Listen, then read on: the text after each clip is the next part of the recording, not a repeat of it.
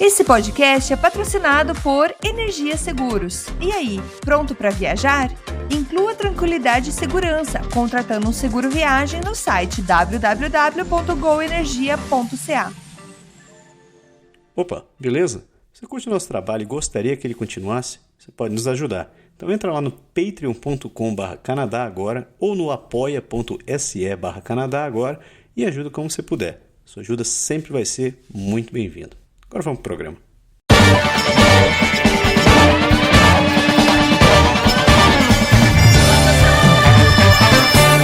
Saudações, humanos, e sejam bem-vindos de volta ao Canadá Agora, o seu podcast sobre política, economia e o cotidiano do Canadá, que fala das coisas como você quer ouvir.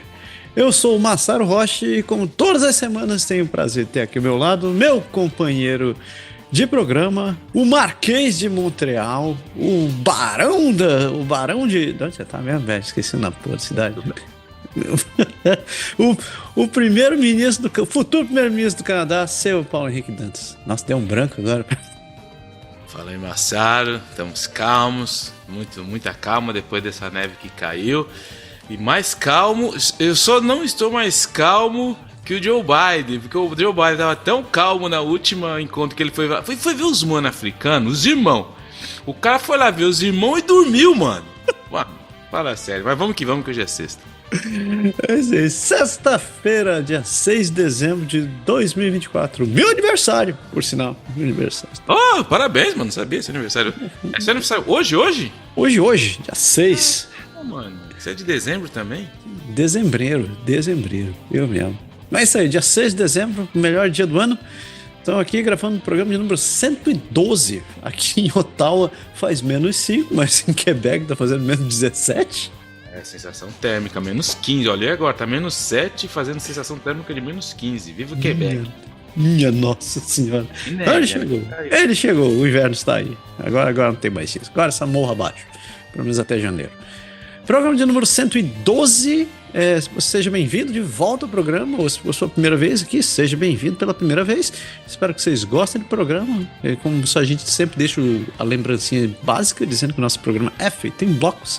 Então, confira a minutagem do programa, que você consegue pular direto pro bloco se tiver mais interesse.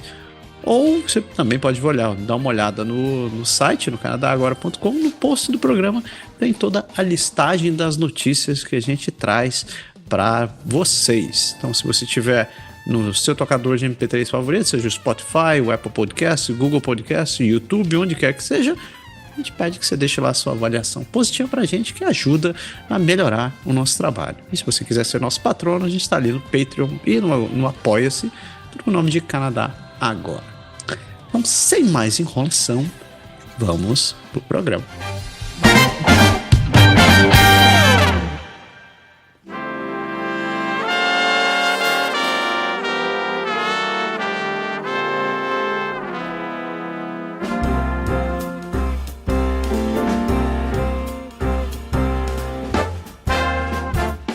Amariusque Ademare. Então, começamos o nosso bloco de notícias, nosso grande bloco de notícias sobre o Canadá, partidos, como sempre, das notícias federais. E a primeira notícia é que alguns migrantes que enfrentam deportação vão para os centros de detenção, né? Veja só o que foi.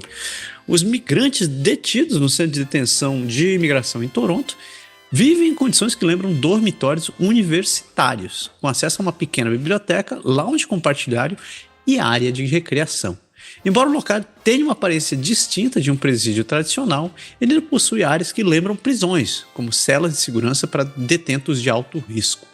O centro também detém migrantes enquanto aguardam a deportação ou análise de seus casos de imigração, e muito estão em alternativas à detenção em comunidades canadenses. O objetivo principal é a segurança pública e não um propósito corretivo. Críticos, como organizações internacionais de direitos humanos, apontam condições abusivas e práticas injustas, como detenções prolongadas. A eleição de Donald Duck e suas políticas migratórias levantaram preocupações sobre o aumento do número de imigrantes tentando entrar no Canadá. e o CBSA, o Canada Border Security Agency, nossa Polícia Federal, está desenvolvendo planos de contingência para lidar com eventuais aumentos desse volume. Além disso, o tratamento e detenção de menores tem sido questões controversas, levando alguns advogados a concluir que detenção é detenção, e não importa onde isso aconteça e seja feito. Isso aí. Mas quando eu comecei a ler, diz assim, quando eu comecei a ver a notícia, ele falava assim: as condições parecem com dormitórios de universidade, com acesso à biblioteca, lounge compartilhado, sala de recreação. Eu fiquei lembrando o que era a casa do universitário da Universidade Federal. Pensei, velho, a gente tinha que se dar por feliz porque tinha banheiro naquele lugar. Mas que o problema que a gente está vivendo, eu acho, na minha humilde opinião, como eu sempre falo, é que a gente tem a dificuldade hoje de, como dizia George Orwell em 1984 no livro, de a nova língua. A gente está criando novas... Porque a gente está num mundo tão asséptico, tão limpinho, que tão politicamente correto, que a gente não pode falar mais nada. Que nem você não pode mais falar... ilegal, você fala que é pessoa em condição precária, você não pode falar mais centro de detenção, não, é um lounge, entendeu? E é isso que é o problema, que as pessoas não são idiotas 24 horas por dia, as pessoas sabem o que está acontecendo, e a gente sabe que isso é uma maneira de falar, a imigração, ela está aumentando, a imigração aumentou demais, se algumas províncias do país não têm mais condições de receber, isso é verdade, e a dificuldade só aumenta. E o ponto é simples, vai chegar uma hora que todo mundo vai ter que fazer alguma coisa. Com o Trump entrando no poder, eu não gosto de fazer essas previsões, todo mundo porque o Trump vai entrar assim, mas o que é fato é que muitas pessoas têm atravessado entre o Canadá e os Estados Unidos, e pessoas que moram na fronteira em Huntingdon, que é um lugar aqui próximo de Vermont, pessoas que tinha um ex-prefeito que ele escreveu um artigo muito interessante no jornal daqui conhecido, um jornal muito respeitado, que é o Le Devoir, e ele escreveu, ele é um ex-prefeito de Huntington, ele falou assim: eu nunca fui conhecido como um cara de direita, eu sempre fui um cara progressista, e é verdade. Ele falou, mas eu começo a entender o porquê os Estados Unidos quer militarizar as fronteiras. Ele falou assim: eu vivo aqui, eu tenho uma fazenda, eu vejo pessoas atravessando que eu não tenho a menor ideia quem é. Entendeu? Eu pego, meus filhos estão brincando na floresta, meus filhos vão. Eu começo a ter medo de não fazer mais. Não que eu seja contra a imigração. E ele falou uma frase que eu não esperava escutar da boca de um progressista. Ele falou assim: se você não foi convidado para um país, você não deveria ir. É simples assim, na visão dele. Então, assim, eu acho que todo mundo sabe minha visão sobre essas questões progressistas. Eu acho que é muito legal na teoria, muito legal. Eu não estou aqui dizendo que a gente não tem que cuidar. Me entendam bem, eu não sou o cara contra a imigração, eu sou um imigrante. Mas do jeito que tem sido feito, é simplesmente o que a gente tem feito, é o resultado de tudo isso. O Departamento de Concorrência diz que Google abusou do seu domínio dos anúncios online, mas que realmente pode ser feito sobre isso, ninguém sabe, porque o Bureau de Concorrência do Canadá iniciou uma ação legal contra Google, acusando a empresa de abusar de sua posição dominante no mercado de publicidade online, prejudicando a concorrência e empresas canadenses. O escritório busca que o Google venda 2 de suas ferramentas de tecnologia publicitária e pague multas por comportamento anticompetitivo. Especialistas afirmam que reduzir a influência do Google não será fácil, apesar de recentes mudanças na lei de concorrência do Canadá. O Google é acusado de integrar ferramentas de anúncio de forma que prejudica concorrentes e distorce o processo competitivo, ao mesmo tempo em que alega que os seus produtos ajudam empresas a alcançar novos clientes. A batalha legal canadense baseia-se em casos anteriores nos Estados Unidos, onde o Google também enfrentou processos semelhantes. A eficácia das mudanças legislativas será atestada, mas a influência de mercado do Google deve permanecer forte devido ao vasto volume de dados que ela detém. A resolução do caso ainda é incerta. O interessante do Google e das empresas de tecnologia que eu acho, no meu ponto de vista, é que quem acompanhou a mídia, quem está na mídia, como eu, Massara, há muito tempo, que chegou quando era tudo mato, Twitter, Facebook, a gente viu nascer essa tranqueira toda, é que lá atrás, especialistas já falavam, já tinha documentos e papéis e artigos que falavam, das pessoas mais sérias, sobre a potência da velocidade que essas máquinas tinham em relação à legislação. E ninguém fez nada lá atrás. Pelo contrário, eu cheguei a ver muito tempo de pessoas, do mesmo jeito que, né, na década de 80, quando fazer uma relação, o Bill Gates falava assim, eu quero colocar um computador em cada mesa. Tinha gente que falava, quem vai querer ter uma porcaria de um computador gigante desse na sua mesa? E ele viu lá na frente. E hoje todo mundo tem um computador praticamente na mão.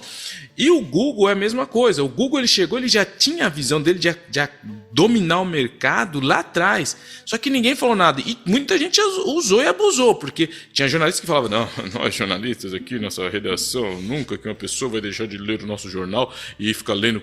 Hoje que a gente vê isso. Só que também muita gente, quando viu que não dava mais para ficar só vendendo no papel, o que eles fizeram? Todo mundo virou pro Google. Todo mundo queria colocar no Google, Google News, Google não sei o quê.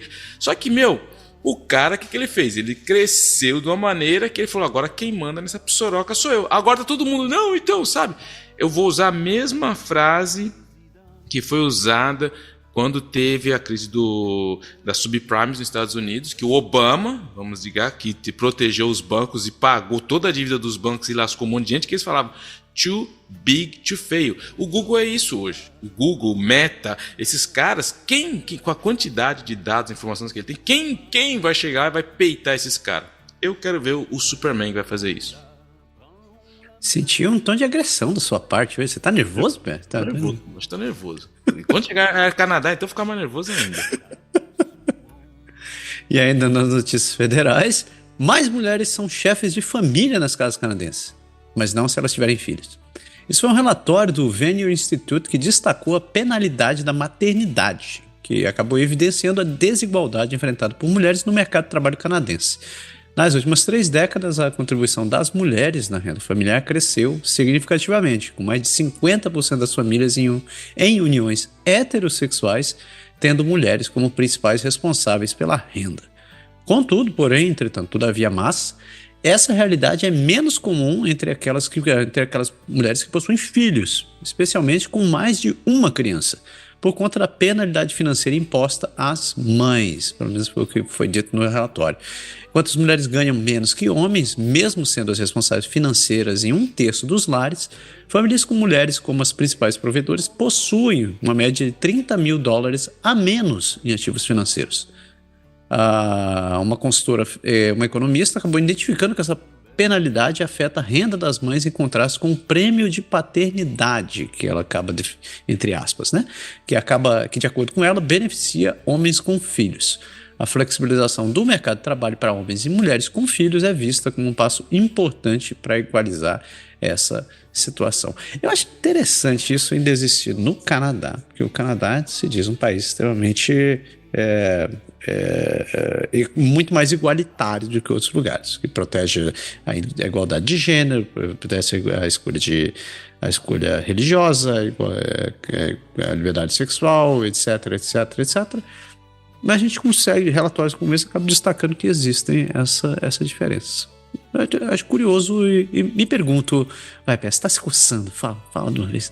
Não, cara, eu acho que o grande problema, cara, acho que de décadas, assim, eu não sou feminista, tá? Eu já vou logo colocar de banco esse negócio assim, que homem tem que ser feminista. Não, eu não sou feminista porque eu li a história do feminismo e tem muitas coisas, né, porque eu não vejo a história como preto e branco. Então, nas ondas do feminismo, principalmente a primeira onda, tinha muita coisa ali que nem todas as feministas eram tão feministas assim, mas isso é uma outra história. Mas o que eu acho, e eu tô 100% de acordo, é que as mulheres, cara, elas sofrem muito, cara, na questão sociológica. Por que eu vou dizer isso? Porque o cara é que nem todo mundo sabe, tem empresas que quando você chega, tem questões que ninguém se coloca pro cara. O cara vai chegar para entrar numa empresa, ele pensa no quê? Na carreira, a longo prazo. O cara não tá nem aí, porque automaticamente a gente foi criado nesse conceito de que a mulher, ela vai, entendeu? Ela vai procriar e acabou. E existe um peso sociológico, social dentro da mulher, que ela tem que cuidar da família, que ela tem que uma hora ser mãe, e é muito mais difícil. A gente sabe que quem é casado, eu sou casado, tenho 2 filhas, eu sei que o peso que é pro corpo da mulher de que levar um filho não é fácil, entendeu?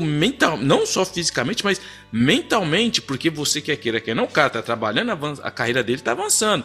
Você parar 9 meses, mais um ano aí, mais ou menos, sua carreira já ficou para trás. Então, assim, é muito complicado hoje, realmente, para as mulheres em muitos quesitos. Acho, como você falou, muito tem sido feito para tentar equilibrar, mas e levando para o lado mais político, que é uma coisa que eu estou muito mais à vontade, que eu vivo muito nesse meio, eu vejo que para as mulheres também é muito mais complicado. Cara, primeiro, você vê que lá o cara lá, chega lá no debate na Câmara, assim, o cara gritou, meteu o pé, deu soco na mesa, caramba, mano, o cara tá nervoso, a mulher fez a mesma coisa, olha que histérica, mano, olha que louca, pra que isso?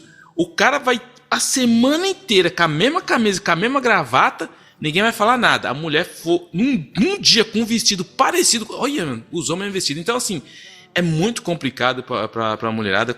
Entendo realmente esse relatório que saiu, enfim, tem tudo isso, mas é muito, muito mais pesada a vida profissional para as mulheres. E mesmo com toda essa abertura, todo o progresso que foi feito, ainda tem muita coisa para se fazer ainda nesse quesito. Esse é meu ponto.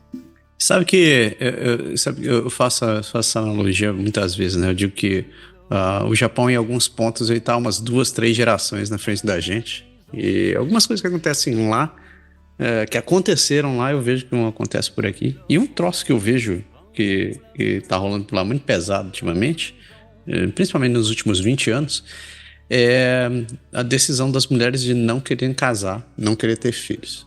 Mas simplesmente assim, não quero mais casar, não quero ter filhos. E o número de mulheres que tá partindo por esse caminho continua aumentando a cada ano. Tanto que o governo continua com umas campanhas violentas, assim, dizendo: case, a gente paga a sua festa, tenha filhos, a gente paga um bônus extra para cada filho que você tiver e tal, mas ainda assim não está aumentando. E em entrevistas, reportagens que saem, eles sempre falam a mesma coisa. A mulher diz assim: não quero ter filho, porque se eu tenho um filho, se eu caso, isso já me põe numa posição social que eu sou obrigado a ficar em casa, eu tenho que ficar com meu marido. Se eu tenho filho, eu sou obrigado a me distanciar do trabalho, e quando eu volto, eu tenho que voltar meio período. E quando eu volto meio período, eu ganho menos ainda por cima. Então eu disse: não tem nenhum interesse. Então, até que as coisas comecem assim, a se equalizar aqui, por que eu vou começar a voltar a trabalhar? Eu falei: tá aí, toma na cara, Japão. E agentes do governo indiano interferiram na campanha de liderança conservadora de Patrick Brown. Segundo algumas fontes, representantes do consulado indiano supostamente tentaram prejudicar a campanha de Patrick Brown para a liderança do Partido Conservador Canadense em 2022, conforme relatos da Rádio Canadá. Essas fontes afirmam que agentes indianos pressionaram participantes da campanha de Brown a retirarem seu apoio, que membros da comunidade hindu foram desencorajados a vender cartões de associação para Michelle Garmer, co-presidente da campanha de Brown, que foi supostamente abordada por representantes do consulado indiano, mas ele nega a interferência. A RCMP, Comissão de Parlamentares, investigam atividades criminosas sugeridas por agentes indianos no Canadá. Submeteram-se Patrick Brown a comparecer perante o comitê do parlamento. A campanha de Pierre Poilievre, que venceu a eleição interna, não demonstrou conhecimento sobre a interferência. A ligação de Brown com a comunidade Sikh e sua crítica do governo indiano na Narendra Modi são citadas como possíveis motivações para interferência. O caso reflete tensões amplas entre o Canadá e a Índia, incluindo alegações sobre ligações indianas e atividades criminosas no Canadá. Só tem uma coisa a acrescentar, que o Canadá, não só o Canadá, mas o mundo inteiro, é muito inocente se achar que não existe esse tipo de intervenção. A coisa é muito pior. Quem acompanhou, quem leu, quem estudou sobre o Brexit, sabe que o Brexit foi planejado, estruturado muito antes de fazer o que eles fizeram, e tá aí o resultado hoje, entendeu? E uma coisa mais recente, essa semana, para quem não acompanha, teve eleições na Romênia, e quem ganhou na Romênia, no primeiro turno, um dos candidatos, que é pró-Rússia, ele era totalmente, não estava em lugar nenhum nas pesquisas, tido como uma pessoa que ia passar. Ele passou pelo primeiro turno. O que a Romênia fez? A Corte Suprema a Corte da Romênia lá de eleição, ela cancelou o resultado do primeiro turno, vai repetir vai recomeçar de novo a votação, porque eles concluíram que teve interferência nas redes sociais através daquelas fábricas, das fazendas russas de Bolt, essas coisas. Então, assim, hoje em dia, cara, tem que tomar muito cuidado da democracia, porque com as redes sociais, com essas forças que tem, assim, os países que estão querendo interferir em outros países, tem muito mais ferramentas, e para isso a gente tem que ficar esperto. E quem acha que não, aqui não vai acontecer, é muita inocência, porque isso acontece. E lógico que o cara não vai chegar e falar assim: eu vou interferir lá na votação, talvez sim, mas do primeiro-ministro do Canadá. Isso vai ficar muito evidente. Mas se o cara consegue colocar um deputado dele num lugar estratégico ali, um outro no município ali que vai ter um projeto que as pessoas não vão perceber, a grosso modo, isso pode ter muito mais peso do que a gente imagina. E olha só, a treta da greve dos Correios do Canadá tá piorando as coisas, continua engrossando o caldo, né? Que o Serviço Postal dos Estados Unidos não vai aceitar correio com destino ao Canadá enquanto a greve prosseguir. O Serviço dos Correios dos Estados Unidos suspendeu temporariamente a aceitação de correspondências para o Canadá devido à greve dos trabalhadores do Canada Post, nosso serviço de correio. A paralisação envolve cerca de 55 mil funcionários que deixaram seus postos há mais de 2 semanas, afetando o fluxo de correspondência em plena temporada de férias. Em resposta, o Canada Post apresentou ao sindicato um quadro para alcançar acordos negociados e encerrar a greve. A proposta busca trazer maior flexibilidade aos modelos de entrega e aborda outras questões importantes no conflito trabalhista. O Sindicato dos Trabalhadores Canadenses está analisando as sugestões apresentadas. Os clientes já foram orientados a não enviar correspondência para o Canadá até nova atualização. Pum! Isso aí. Tá uma maravilha aqui, viu? Tá uma maravilha. Mais uma vez, eu não vou criticar o direito dos caras, porque eles estão mais do que o direito deles de fazer greve. Estão se ferrando? Estão, mas como é que é? Vou manter o meu direito de discutir, né, até o último minuto. Mas a coisa que eu falo assim: por que existe Posto Canadá, mano? Privatiza, já era. Sim, privatiza o bagulho, já era, acabou. Não posso dar prejuízo, privatiza. E na Câmara, palestrando na agenda de moções de oposição após conservadores bloquearem um voto de não confiança. O líder conservador, Pierrito Poilievre, participou de um período de perguntas na Câmara de Comuns enquanto o presidente da Câmara interveio para encerrar um impasse parlamentar. A decisão foi de agendar dias de oposição para quinta e sexta-feira, possibilitando um voto de não confiança no governo, já que na próxima segunda-feira os conservadores obstruíram sua própria moção de censura e exigem que os liberais forneçam documentos sem edição ou que o NPD vote a favor da moção. O impasse está ligado a uma demanda por documentos relacionados à alegação de má gestão de um fundo de tecnologia verde que foi extinto. Se não for resolvido, o impasse pode causar problemas financeiros para o governo, que precisa aprovar bilhões em gastos de até 10 de dezembro. O Bloco Quebecois colabora para derrubar o governo após discordâncias sobre pagamento de segurança social, enquanto o NDP, avalia cada moção de censura de forma individual sem pressionar por eleições imediatas. Eu só quero falar assim, a credibilidade do Jack Mitzin, ela está para lá de menos 20, cara. Esse cara, ele vai pagar um preço político pesado, não só ele, mas o partido nas próximas eleições, porque ele chegou, primeiro que ele fez o casamento de conveniência com o Trudeau, entendeu? Ficou lá apoiando o Trudeau durante todo o tempo. Segundo que aí depois ele falou, agora eu rasgo, mano, rasgou a camisa, eu não quero mais com o Trudeau, não sou mais casado não, ele me traiu, eu não quero, saiu fora, beleza, mas você vai votar contra? Não, mas a gente vai ver. Ou seja, aí agora ele fica apoiando o Trudeau aqui e ali, não tem coragem de colocar a coisa para votar. E aí o Poilievre, que fez a próxima moção para tirar o Trudeau de não confiança, ele colocou, porque quando tem uma moção você tem que explicar, ou é contra, você não está de acordo com o Buttigieg, ou você tem que explicar formalmente por que você está colocando essa moção de não confiança no governo. Para essa moção ele colocou a frase vírgula por vírgula do que o Jack Mitzin falou, que ele era contra o governo. Então, ou seja, os conservadores estão prontos para votar contra, o bloco QB4 está pronto para votar contra, só que o Jack Mitzin vai ter que ouvir a frase dele, que ele falou que não estava de acordo, e votar a favor do... Então, assim, isso daí, cara, vai ficar... Uma das coisas que eu estou mais... Não só quero ver o Trudeau nas próximas eleições, mas o problema vai ver o que vai acontecer com esse Jack Mitzin, porque a cara dele, não sei onde ele vai pôr com tudo esse vira-volta que ele tem feito. Cara, o Singh, eu não quero nem ver, tá? Caiu, nossa.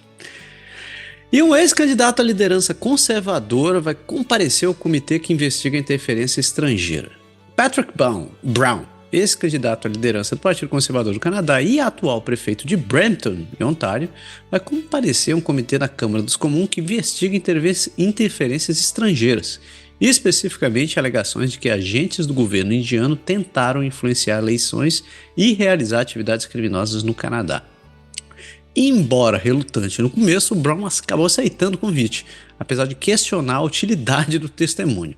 Ele acredita que a investigação pública conduzida pela comissária Marie-Josée Hogue seria um fórum mais adequado.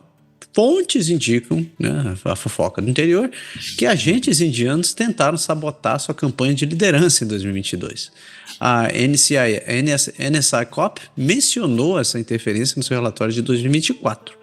E o Brown acabou desclassificado da corrida por alegações relacionadas ao financiamento de campanha e acusou a liderança do partido de proteger o Pierre Poilievre. Michel Rempel-Garnet, ex-co-presidente da campanha de Brown, negou as pressões para retirar o apoio. Enquanto isso, o Poilievre se recusa a obter credenciais de segurança, afirmando que isso limitaria sua capacidade de criticar o governo sobre questões de segurança. Essa última parte a gente pode pular, porque a gente já falou bastante em outros programas. Mas toca o pau aí, Pé. Cara, você quer mesmo que eu fale disso aí, velho? Eu só tenho coisa a dizer, mano. Esses indianos, cara, estão deitando e rolando. E eu vou um pouco além, né, na minha análise, que é o seguinte. Eu acho que ninguém quer falar disso agora, porque o Trudeau ele tá tão zoado e as eleições estão chegando, e o mínimo que ele puder ter comissão, enquete, investigação em cima dele, ele vai tentar empurrar pra frente. Vamos ver como vai ficar nas eleições isso aí, cara. A gente já falou disso um pouco do Brown, então vamos tocar aqui. Porque o Canadá, ele compra helicópteros e drones para atender a demanda do Homem-Laranja, Donald Trump, por maior segurança na fronteira. Em um jantar recente com o presidente eleito dos Estados Unidos, Donald Trump, o primeiro-ministro canadense Justin Trudeau e o ministro de Segurança Pública Dominic Leblin discutiram preocupações sobre a possível imposição de tarifas por Trump caso o Canadá e o México não controlassem o fluxo de drogas e imigrantes nas fronteiras. O governo canadense, buscando evitar danos à economia, está disposto a reforçar a vigilância na fronteira, incluindo o uso de helicópteros e drones. Leblin expressou confiança na relação saudável entre os dois países para encontrar uma solução. Segundo ele, o Canadá compartilha da preocupação dos Estados Unidos com a produção de fentanil e imigração ilegal. A embaixadora do Canadá nos Estados Unidos, Kirsten Hillman, afirmou que o governo está se preparando para impor tarifas retaliatórias caso necessário. Embora deseje evitar essa medida, a ministra de Relações Exteriores, Melanie Joly, destacou a estratégia canadense para proteger suas indústrias e economia, ressaltando o diálogo contínuo com os Estados Unidos. De novo, já falei semana passada, eu tiro meu chapéu para o Justin Trudeau dessa vez. Realmente, ninguém esperava, entendeu? O Trump está lá fazendo a jogada dele de negociação, que é meter pressão em todo mundo e colocar todo mundo dividir para conquistar. O Trudeau ele foi lá na cova dos leões. É lógico que tem que dar aquela risadinha com o Trump, senta com o cara, foi lá no Mar-a-Lago, mas estrategicamente foi muito inteligente o que o Canadá fez. O Canadá não é a província que vai negociar com o Trump. Ele tem que dar a intenção que o Trump ganhe alguma coisa, sem deixar o Trump realmente complicar a vida do Canadá, porque todo mundo sabe que é uma questão tarifária enorme. A gente sabe que 75% das nossas exportações vão para os Estados Unidos. A nossa aliança com os Estados Unidos é muito maior e eles também precisam muito da gente. Não é o Trump que decide tudo, porque tem estados que são muito mais dependentes do Canadá do que o Canadá dos Estados Unidos. Então é muito mais complexo, e nisso aí a nota zero de tudo isso aí que eu vou estar falando de novo foi pro Pierre Poilievre. O Pierre Poilievre perdeu a oportunidade enorme de demonstrar que ele realmente quer ser primeiro-ministro do Canadá, porque quando o Trudeau voltou, ele foi lá e falou: o Trudeau mostrou a fraqueza do Canadá, voltou sem nada, ele não conquistou nada pro Canadá. Aí a gente vê que realmente ele foi muito a toda a pequenez do político ali, porque ele era uma hora que ele podia ter aproveitado e falar, não, realmente, porque o Trudeau foi lá, ele podia ter falado tudo mesmo que ele falou, porque todo mundo sabe que num jantar, você está falando com o futuro presidente dos Estados Unidos, que você tem 3 horas ali, vendo o cara escolher as músicas no iPad, comendo a receita de pão de carne da mãe dele, você não vai fazer uma negociação com o cara, você tem que jogar o jogo. Então eu achei que o Pierre Poilievre perdeu uma oportunidade enorme de falar assim, pô, realmente ele é capaz de ser menos agressivo e arrogante e partidário do que ele foi. Mas, olha, eu tô falando do Poilievre, hein, mano. Tive que me beliscar umas 15 vezes aqui. Será que eu não, mas sinceramente, tiro o chapéu pro Trudeau e bola fora, nota 0 pro Poilievre nesse dossiê aí, de novo. Anotem esse momento, queridos ouvintes. Foi um momento histórico. Vocês talvez nunca mais repita. Eu gosto do Trudeau. O cara liberou maconha, meu. É o cara do legado eterno. E ainda no Canadá, alguns estudantes desaparecidos de escolas residenciais aparentemente desapareceram por conta de casamentos arranjados. Nossa, coisa pior do que você pensa. Leah Redcrow acredita que os seus avós Ruby e Stanley Redcrow, que eram estudantes da escola Sacred Heart Indian Residential em Alberta no ano de 1928, podem ter sido vítimas de um casamento arranjado. O relatório final do interlocutor especial para crianças indígenas desaparecidas e túmulos não marcados indicou que alguns casamentos entre estudantes dessas escolas foram organizados por diretores e pelo governo. Pesquisadores destacam a necessidade de estudos em larga escala para determinar o alcance desse fenômeno, que começou na década de 1890 e continuou até os anos 1950. A gente está falando de menos de 100 anos aqui, pessoas. Casamentos arranjados foram ferramentas de assimilação forçada, exemplificando o controle do governo sobre a vida dos povos indígenas. Kimberly Murray, que é interlocutora especial, observou que esses casamentos eram parte de um esforço para impedir que os jovens voltassem às suas comunidades de origem. As investigações continuam enfatizando impactos duradouros nessas práticas, incluindo o trabalho forçado de criança. A Leah Redcrow também menciona que, apesar dos traumas, os seus avós mantiveram um casamento feliz por mais de 60 anos. Sabe o que isso me lembrou? Você lembra uma série que passava no SBT na década de 80, chamada Raízes? Nossa, mano. Isso é velho, cara. Não, velho vinha 100 anos antes disso daí, né? Cara, eu lembro, quem é jovem, quem não tá nessa faixa etária, Raízes contava a história do Kunta Kinte.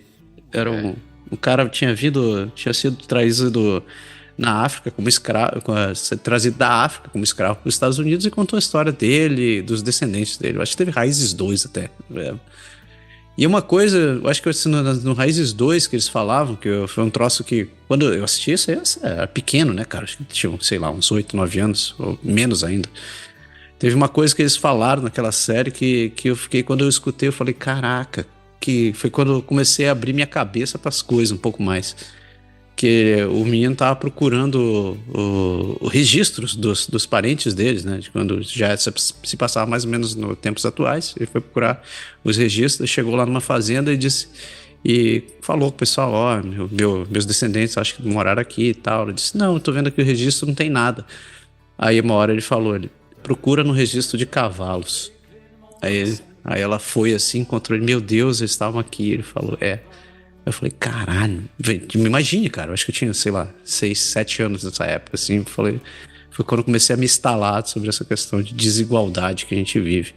E esse lance de casamentos arranjados aqui, eu acho que é só um pedaço de toda essa incerteza, tristeza que a gente ainda tem pra descobrir desse lado de cá. E a piada do Trump sobre o Canadá se tornar o 51º estado foi uma piada, diz o ministro que estava lá. No último dia 30, o primeiro-ministro Justin Trudeau se encontrou com o presidente dos Estados Unidos, o futuro presidente eleito dos Estados Unidos, Donald Trump, em um jantar social em Mar-a-Lago. Durante a conversa, Trump brincou sobre o Canadá se tornar o 51º estado dos Estados Unidos, caso não lidasse com as tarifas de 25% sobre os seus produtos. O ministro Dominique LeBlanc afirmou que o comentário foi apenas uma piada e destacou a cordialidade entre os líderes. As discussões também abordaram questões de segurança e vigilância na fronteira. Após o encontro, Trudeau reuniu líderes da oposição como Pierre Poilievre e Harmit Singh para discutir ameaças das tarifas. Elizabeth May, do Partido Verde, relatou que Trudeau pediu a união para combater as narrativas negativas. Poilievre criticou Trudeau na Câmara, enquanto Singh defendeu mais agentes na fronteira. François-Philippe Champagne ressaltou a importância de Trudeau ser o primeiro a se encontrar com Trump, afirmando que, unidos, os líderes melhor promovem o interesse do Canadá no cenário internacional. E aí, de novo, eu vou falar, eu acho que eu já falei sobre isso aqui, de novo, a mídia, cara, a mídia, de uma maneira geral, elas não conseguiram ainda, elas não aprenderam nada que aconteceu no primeiro mandato do Donald Trump. Por quê? Porque o Donald Trump, ele não é um cara convencional, não adianta você querer explicar com lógica, com metodologia, empirismo.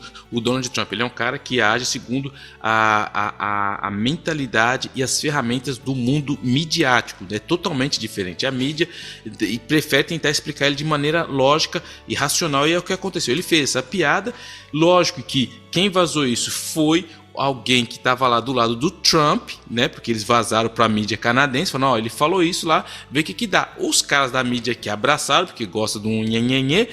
Mas foi, cara, eu não consegui. As pessoas, nos jornais que falam, nos programas de políticas que fazem os painéis, os caras perderam 20, 10, 15 minutos, cara, falando de uma piada, velho. Falando uma piada, nossa, mas os caras tentando analisar, e se isso acontecesse, mas e que não sei o que. Eu falei, cara, realmente não entendeu nada. O cara deve ter. Tudo bem que são pessoas super inteligentes que estavam nos painéis, mas o meu ponto é que, como que o cara pede 15 minutos para falar dessa piada? O cara fez uma piada, os Estados Unidos foi lá, deu uma escorregada, lançou a piada, e todo mundo abraçou, ficou falando desse papo uma semana falando se o Canadá avisa. Cara, enfim.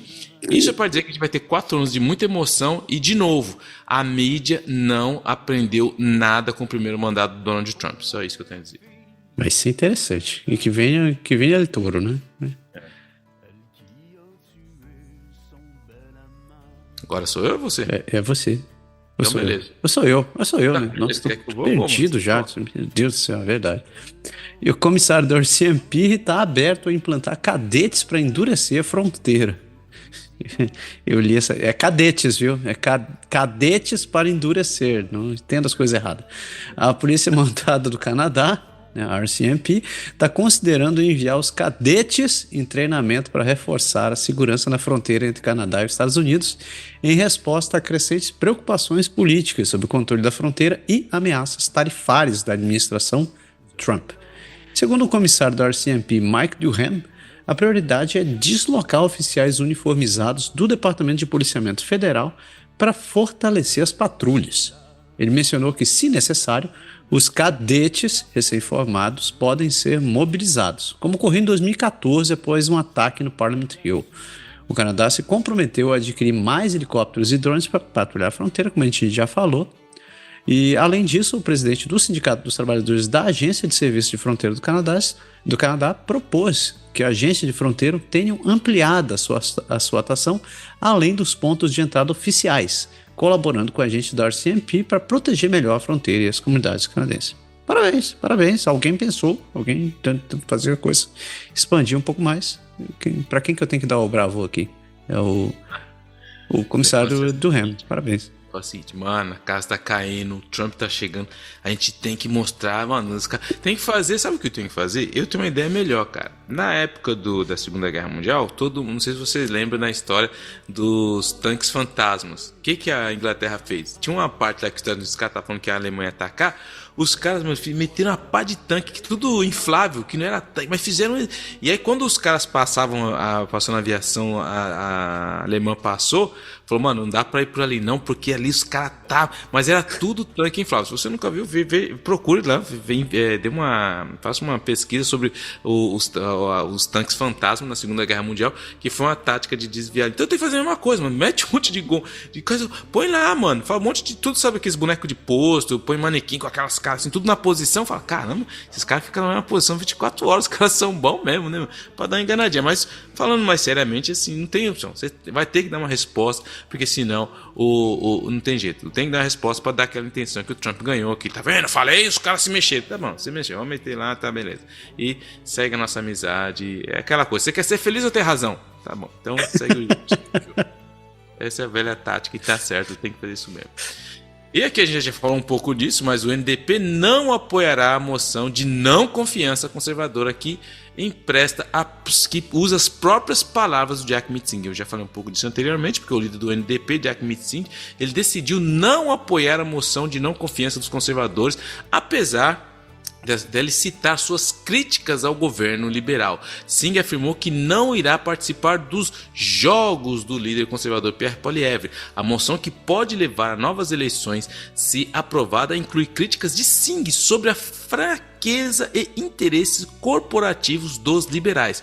Singh destacou a importância de expandir o programa como cuidado dental e farmacêutico, conquista de acordo anterior entre o NDP e os liberais. Devido a um debate sobre privilégios, a Câmara dos Comuns enfrentou um impasse impedindo a realização de dias de oposição.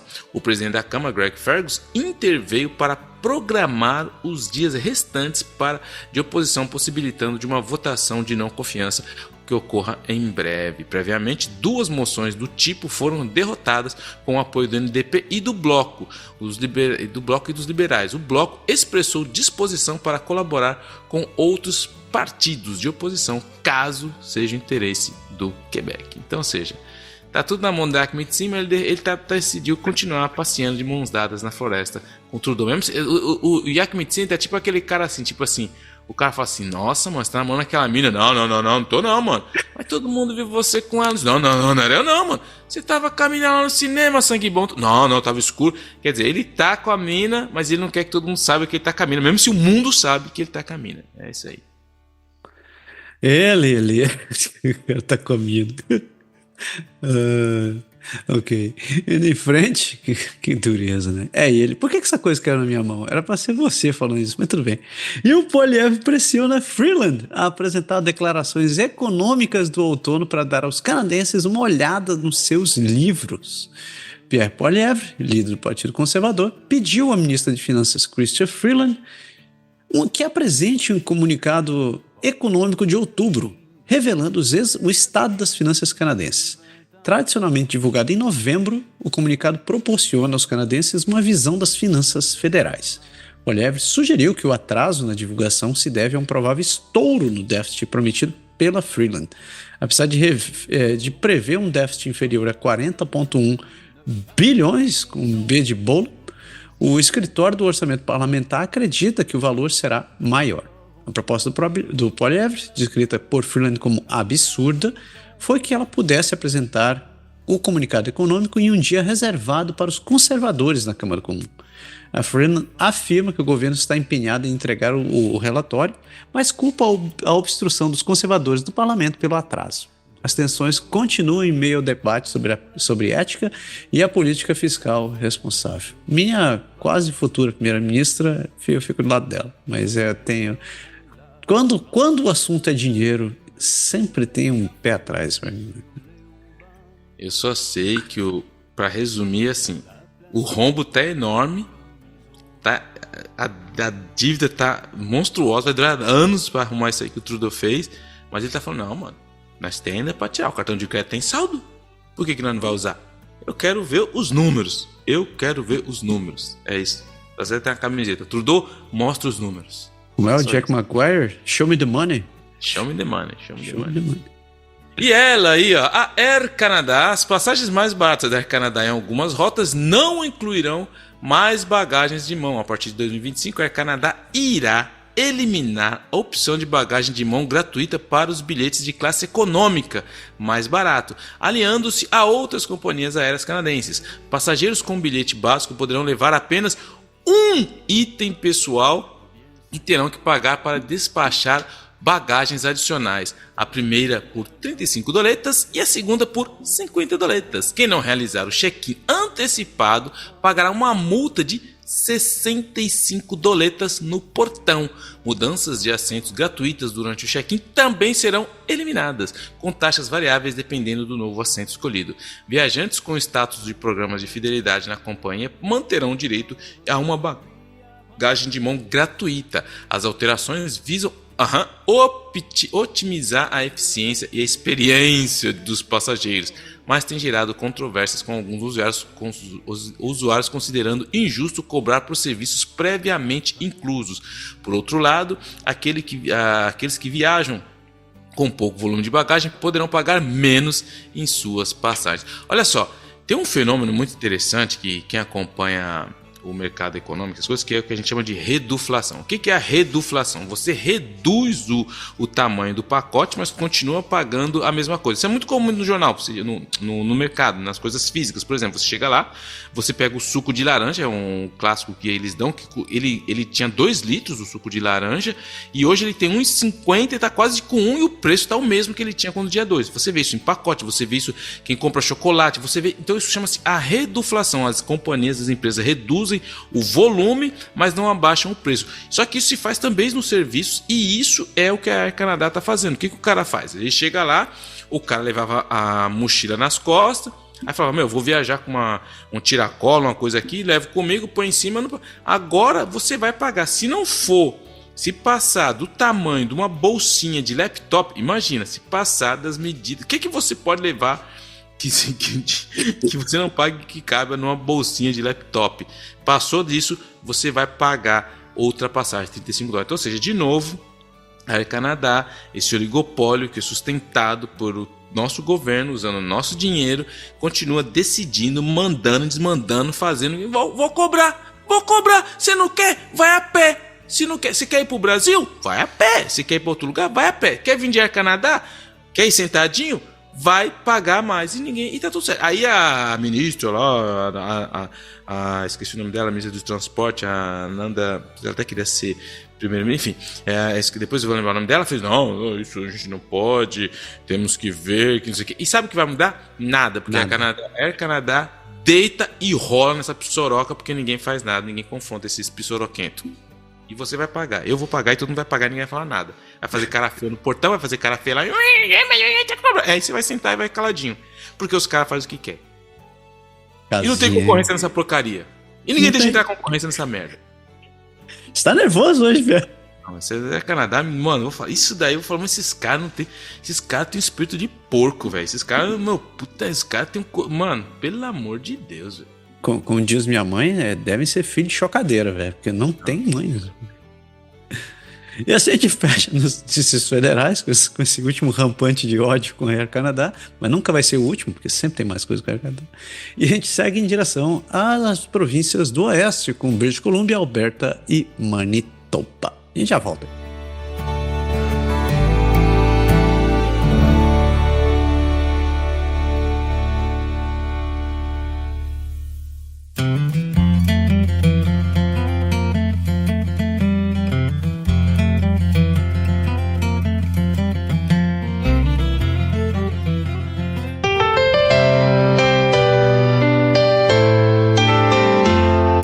British Columbia. Beautiful British Columbia. Então vamos lá, né? A pobre da British Columbia está sofrendo com os Swifters lá se expandindo pela cidade. Então, o pessoal está desesperado. Nem estacionamento escapou da ira da Taylor Swift na cidade. Mas não é disso que a gente está falando. A primeira notícia de lá é que o fraudador de criptomoedas de British Columbia foi multado em 18,4 milhões de dólares por jogar fora o dinheiro dos seus clientes. Davis Milley, proprietário da agora extinta corretora de criptomoedas de British Columbia, foi multado na quantia de 18,4 milhões de dólares por desviar bitcoins de clientes para sites de apostas, enquanto alegava que os fundos estavam em armazenamento a frio, o que o levou a perdas financeiras significativas para investidores. Você acha que é só o Quebec que tem essas pérolas? Olha aí. Mano, Bitcoin é o futuro. Vai colocando dinheiro lá sem saber. Vai sem manjar nada lá. Ainda mais aqui que o negócio esfria, se não tiver um servidor. Eu tenho um amigo meu que ele tava falando que ele falou assim: todo servidor de Bitcoin é em lugar extremamente gelado, cara. Ele falou por causa da potência. Eu falei, vixe, mano, então tá feito aqui. Vai ser aqui é o lugar pra isso mesmo, mano. Nossa. E um quarto caso de doença mortal entre os cérvos foi confirmado na British Columbia. Segundo os caçadores, é necessário para ajudas para monitorar a propagação. Caçadores na região de Courtenay, British Columbia, devem submeter amostras de cervídeos abatidos para teste de doenças debilitantes crônicas, a CWD, após um quarto caso confirmado na área, enquanto medidas aumentadas e vigilância são incentivadas para conter a propagação de doença fatal dos animais. Mano, o cara vai caçar e ainda pega o bicho zoado, mano. Aí não vai, né? Ô, mãe natureza. Tá uma propaganda enganosa, mano. Cara, eu acho que a natureza tá se vingando da gente mesmo. Tá dizendo assim, vocês vão ver o que eu vou fazer com vocês agora. Senta aí, Cláudia. Deixa eu te mostrar o que vai rolar agora. Como é que é? Doença de frango, doença de pato, de macaco, agora é doença de viado, cara. Em outros tempos eu poderia fazer uma piadinha maldosa sobre isso, mas hoje em dia não é mais politicamente correto, então eu vou ficar calado, porque tá errado. E a última notícia em British Columbia é que uma empresa taiwanesa interrompeu um plano de construir uma fábrica de baterias de $1 bilhão com apoio federal. Os planos para a construção de uma fábrica de produção de células de bateria de íons de lítio com valor de $1 bilhão em Maple Ridge foram suspensos pela empresa Taiwan Cement Corp, que decidiu focar a produção em Taiwan devido às mudanças no mercado global de baterias e a incerteza sobre a demanda por veículos elétricos. Isso aí, perdeu dinheiro, perdemos $1 bilhão, foi, dinheiro voou. Assim vai, dinheiro pro saco. Mas eu tô falando, ó. Negócio de fazer bateria elétrica, mano, tô avisando. A galera tá indo tudo achando que. Eu li o livro, já falei, o livro do professor lá da França, e ele fala: o problema não é que o marketing vendeu que os carros elétricos são. O carro elétrico é uma das soluções para todos os problemas, mas o marketing fez como o carro elétrico é a solução de todos os problemas. E tá todo mundo entrando nessa daí, vai todo mundo aí, vai todo mundo achando que é isso mesmo, todo mundo indo na vida do marketing. O marketing funciona, é uma maravilha. Alberta, the Wild Rose Country. Agora chegou a vez, Pé, você tem que ir pra lá. Mano, vamos pra Alberta, mano. The Wild Rose Country, o estado da província da futura primeira-ministra do Canadá depois do Paul Everett por dois mandatos. A primeira-ministra de Alberta disse que a fronteira com os Estados Unidos é permeável, e isso é o que mostram os números. Preocupada com a ameaça de tarifas que podem impactar a economia canadense, a primeira-ministra de Alberta, Danielle Smith, planeja ações mais fortes para patrulhar a fronteira com os Estados Unidos, especialmente no combate à imigração ilegal e ao tráfico de drogas, como o fentanil, enquanto surgem críticas sobre a segurança negligenciada na fronteira e a falta de efetivo necessário para garantir o controle adequado. Não tem jeito, para combater isso aí, vai ter que se usar muita inteligência, porque ninguém tem dinheiro, recurso e mão de obra para cuidar dessa fronteira que é a maior entre dois países. Então, muita calma nesse momento. E ainda na terra da dona Daniele, o governo de Alberta pretende reduzir os lugares de radar fotográfico em 70%. O governo de Alberta planeja reduzir 70% dos locais dos radares fotográficos nas rodovias provinciais, permitindo-os apenas em zonas escolares, parquinhos e áreas de construção, com exceções possíveis em locais de alta colisão. criticando seu uso como ferramenta de arrecadação em vez de segurança e gerando reações negativas de chefes de polícias e autoridades municipais. Olha só, dona Daniele, o mundo tá indo num caminho bom, hein? Estamos tirando o radar fotográfico, o Ford decidiu que vai tirar a ciclovia da cidade. E o Trudeau vai plantar mais árvores, isso é importante. Trudeau disse que vai ter um trem de alta velocidade ligando Montreal a Toronto, cara. Eu quero ver agora. Ai. E 1 em cada 4 calgarianos lutam para atender às necessidades básicas, diz a United Way. A United Way de Calgary está enfrentando uma queda nas doações enquanto a demanda por apoio aumenta devido à crise de acessibilidade. E durante o dia de doar, a organização preparou 300 mochilas com itens essenciais de inverno para pessoas necessitadas, destacando a importância das doações para sustentar 134 agências locais. Então, todo mundo sabe, o frio está chegando, a grana está cada vez menor e as pessoas estão precisando de doações, mas né, infelizmente até as doações estão diminuindo. Friendly, Manitoba. Yeah. E agora a gente sai de Alberta e a gente vai lá para Friendly, Manitoba. E aqui em Manitoba, 2 notícias. A primeira é que a província tem a 2ª maior taxa de diagnóstico de HIV no Canadá, liderada pelo uso de drogas injetáveis. Em 2023, Manitoba teve um aumento significativo nos casos de HIV, principalmente associado ao uso de drogas injetáveis, com a taxa de infecção triplicando desde 2019, apesar dos investimentos provinciais para melhorar o acesso ao tratamento e a conscientização. Que fase da história. Que fase. Coisa que a gente pensou que já estava... Casos que a gente já sabe, já tinha tecnicamente sob controle, fica voltando essas coisas. Pois é. E tem outra sobre doença lá para frente também que só vai contribuir para piorar as coisas. Manda lá. E uma mulher do sul de Manitoba, de 23 anos, ela morre após um procedimento odontológico. Uma jovem de 23 anos de Morden Winkler, em Manitoba, faleceu após um procedimento odontológico, levando a uma investigação pela Associação Odontológica de Manitoba para esclarecer o incidente. Cara, não é normal ver uma pessoa morrer numa mesa de dentista, mas é um caso que tem que ser investigado muito, muito a fundo, porque a gente sabe que principalmente se trata das questões lá de Manitoba, todas as questões que a gente sabe que já sofreram as primeiras nações, comunidades. Então é um caso aí que deve ser colocado muito, muito sob investigação isso aí. Pois é. E assim a gente fecha as notícias de British Columbia, Alberta e Manitoba e a gente segue para Ontário e Quebec. A gente já volta, vamos pegar um suquinho, esticar as pernas e a gente já tá aí.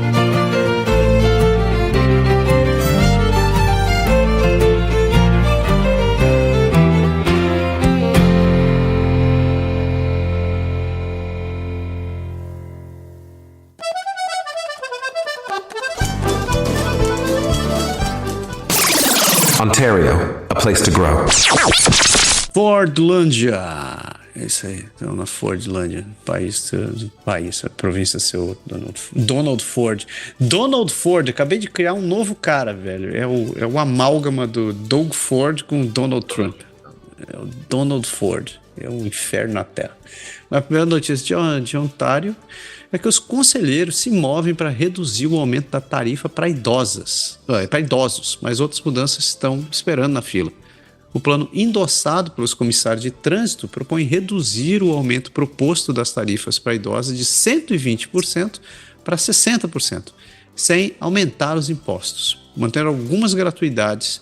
Mas estudantes e jovens somente poderão ter o alívio das taxas com possíveis aumentos de impostos futuros em um cenário de déficit orçamentário e incertezas financeiras para o transporte público.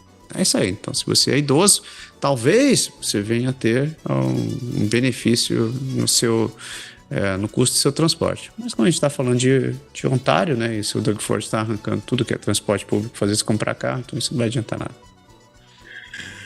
E o relatório pede ação sobre a escassez de mão de obra e cuidados ao parto no norte de Ontário. Em 2021 e 2022, o relatório do Northern Policy Institute destaca a crise nos serviços de parto e obstetrícia no norte rural de Ontário, onde apenas 9 hospitais rurais oferecem esses cuidados para 50 mil habitantes em idade fértil, resultando em longas viagens perigosas para mães gestantes e demandando ações para melhorar a educação em obstetrícia e recrutamento de profissionais especializados, além de sugerir ampliar o papel das parteiras e fortalecer suporte para os cuidados obstétricos. É o que a gente estava falando no começo da mulher, cara, sofre. Você está lá no fundo, no norte do rural, você ainda vai ter que ficar rodando dependendo do seu caso. E a gente está num dos países do G7, tá? E essa é a província mais rica do Canadá, hein? Mais rica do Canadá, só para dizer, né, seu Douglas Ford, seu Donald Ford. Então, tem que fazer esse meme agora, preciso fazer essa junção. Vai ser o Dragon Ball do Inferno, Donald Ford com Donald Trump. Municípios preparam um aumento de impostos após choque de adesivos da OPP. Diversos municípios do leste de Ontário estão enfrentando um aumento significativo dos impostos sobre a propriedade devido ao inesperado aumento nos custos de policiamento da Polícia Provincial de Ontário.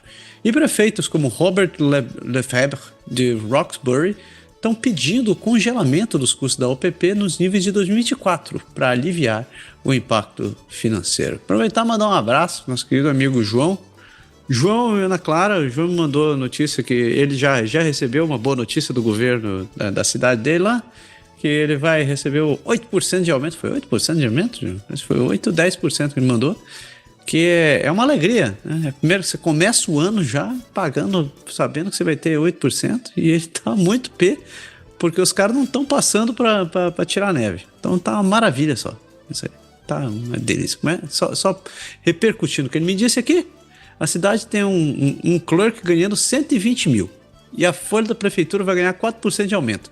E ao contrário, então, o PP aumentou com quase $500 mil e ninguém discutiu esse valor, só repassaram. Só esse contrato gerou 3,8% do aumento global. Que delícia! Parabéns! Bravo, champion! E Ontário propõe acelerar a conta do site de consumo de drogas, ignorando as audiências públicas. O governo de Ontário está propondo fechar 10 locais de consumo supervisionados de drogas sem realizar audiências públicas, substituindo-os por centros de recuperação de novas unidades habitacionais, o que gerou críticas de defensores e opositores que consideram a medida antidemocrática e potencialmente perigosa, enquanto a campanha da oposição floresce em Toronto. Isso aí é surfar na onda, né, meu? Porque tá todo mundo atacando, porque você tem duas questões. Tem a habitação que tá uma crise desgraçada, tem a crise dos opioides que tá uma crise desgraçada e ninguém quer ninguém usando droga perto da sua casa. Então que você mata dois coelhos com a paulada só. Você fala, tá vendo? Eu sou o homem da law and order, vou acabar com esses nóia aqui e vou transformar em casa para as pessoas morar. Não tem nada mais político do que isso, cara. Nossa. Caraca, velho, que coisa. De novo, que fase da história. E o Sheridan College suspende 40 programas e vai reduzir funcionários, citando a queda nas matrículas.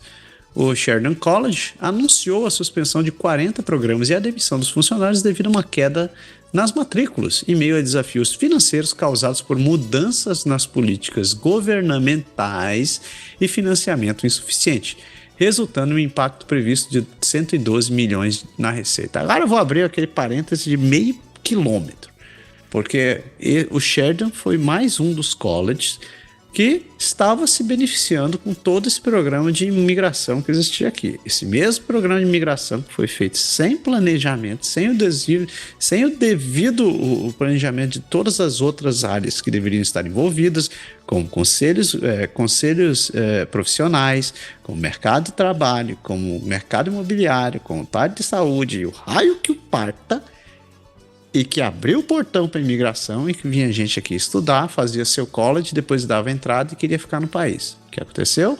O sistema de imigração não suportava isso daqui, os colleges arrancavam couro dos imigrantes, porque cobravam os tubos, o pessoal vinha estudar, aí o governo fechou isso daí, então todo mundo desesperado agora dizer, o que a gente vai fazer? A gente dependia dessa galera. Tem a Universidade College que literalmente estava vivendo às custas de estudantes estrangeiros. E em alguns casos estava até recusando matrícula de estudante canadense. Eu sei, caso de faculdade, estava recusando para poder tirar dinheiro dessa galera. E agora, a vaca morreu, né, velho? E agora? Como é que vai ficar? E o governo Ford apoia a pausa no custo nas taxas federais e não pedirá uma receita perdida de volta. A Ontário apoia a isenção temporária da taxa GST anunciada pelo governo federal, o que removerá a parte provincial do imposto, harmonizando sobre certos itens. Mas a província perderá cerca de $1 bilhão em receita, enquanto outros líderes provinciais pedem compensação. Também, hein? Lili. Que fase. E fechando Ontário, um adolescente acusado de conspirar para soltar uma bomba numa manifestação pró-Israel no Parliament Hill teve fiança negada. 2 adolescentes em Ottawa foram acusados de conspirar para cometer assassinato em um ataque terrorista contra judeus, envolvendo possivelmente um dispositivo explosivo. E um dos jovens teve o pedido de fiança negado após uma audiência judicial. O julgamento está marcado para 2026. É isso mesmo, você ouviu. O julgamento desses rapazes que eu não sou jurista, não sou advogado, não sou da área de leis, mas eu acho que deveriam ser caracterizados. Até o meu básico entendimento aqui, eles deveriam ser caracterizados como terroristas. Mas o que eu vou dizer, né? Não pode falar essas coisas, né? Não pode falar essas coisinhas. Quebec City, je me souviens. Chegou a hora, Pé. Quebec City, mano. Aqui é o Quebec, mano. Mas vamos lá, que eu tenho várias aí no final aí, mas... Eu começo ou tu começa? É você. Começa porque aqui é o Quebec. Quebec é nós. Que o Quebec interrompe a maioria das adoções internacionais em meio à preocupação com o tráfico de pessoas. O governo do Quebec suspendeu novas adoções internacionais devido a preocupações com os direitos humanos e tráfico de crianças, seguindo uma tendência global de revisão dessas práticas enquanto desenvolve um sistema mais robusto para prevenir práticas ilegais e garantir a proteção das crianças. Eu agora fico me perguntando como que em 2024 que não existem ainda práticas robustas para isso. Essa é a minha pergunta. Como que você vai trazer uma criança de um outro país? Eu acho que isso tinha que ser a coisa mais robusta que já devia existir nesse país. Agora não, agora vamos parar tudo a adoção, tudo quem está no processo. O Quebec tem muita desgraça, cara, de falar assim, em vez de preparar, de ir lá, ver o que está acontecendo, ele fala, para tudo, joga tudo fora e vamos começar do zero, porque antes que a gente evita um problema maior. Cara, isso é uma incompetência enorme. E, de novo, falar de... porque tantos por cento... O problema é que existem vidas atrás disso. Tem famílias que não podem ter filhos, que estão esperando o Natal chegando. Você me dá uma dessa. Mas... seu Quebec City, né? Não sei nem o que falar. Bravo, Quebec. E as prisões de Quebec mantêm as portas das celas fechadas em protesto após o guarda ser agredido. Mas aí... Os guardas prisionais em Quebec realizaram um protesto, se recusando a abrir as celas após um colega ter sido agredido gravemente por um prisioneiro, destacando condições crescentemente perigosas devido à superlotação, falta de guardas e contrabando por drones, enquanto aguarda uma investigação administrativa e policial sobre o incidente. É isso mesmo, senhoras e senhores. É o post mijando no cachorro. Mano, os caras roeram de pancada lá, o guarda lá. E agora os caras falam, o que nós vamos fazer, mano? Não teve... Cara, entra drone, entra tudo. E o cara acha que é só no Brasil, né? Que tem essas coisas, né? O cara acha que aqui ninguém mete drone, droguinha, gangue lá dentro, não. É lógico que não é na mesma proporção, mas tem, viu, irmão?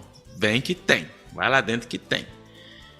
E o Quebec vê um aumento de travessias irregulares para os Estados Unidos, diz o ministro da Segurança Pública. O ministro da Segurança Pública do Quebec, que é François Bonnardel, ele afirmou que as travessias irregulares de fronteiras para os Estados Unidos aumentaram nos últimos 3 anos, especialmente entre Cornwall, Ontário e Sherbrooke, Quebec, com 19 das 25 mil corridas esse ano nessa área, e destacou a intenção de reforçar a segurança na fronteira em colaboração com o governo federal e outras autoridades, além de monitorar especialmente o fluxo de imigrantes da Índia. A gente já falou muito, assim, aumentou, é fato isso, que a maioria desses caras que estão indo para os Estados Unidos, muitos entraram no Quebec, essa história de estudar E acabaram, falaram, não, chegou aqui, mano, o cara nunca foi na escola, mas já foi para os Estados Unidos, já tá lá já.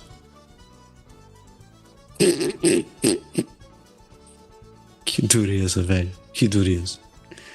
E um projeto de lei de Quebec vai multar novos médicos. Peraí, você não entendeu errado. Eu vou ler de novo para você entender, né? E um projeto de lei de Quebec vai multar novos médicos em até $200 mil por dia por deixarem o sistema público. Preciso ler de novo? Eu vou ler a notícia.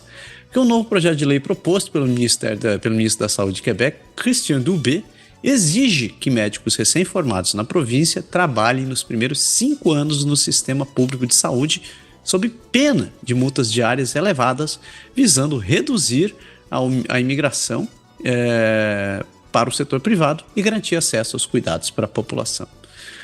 Olha, um lado meu me diz o seguinte: sim, é o sistema público que financia parte da educação desse pessoal. Então, por que não, né, você retribuir para a sociedade? Você está tirando isso daí. Mas, até onde eu lembro, as regras do jogo têm que estar claras, né? Você tem que pelo menos colocar isso daí antes de começar a jogar, porque mudar a regra enquanto a bola tá rolando é sacanagem, né?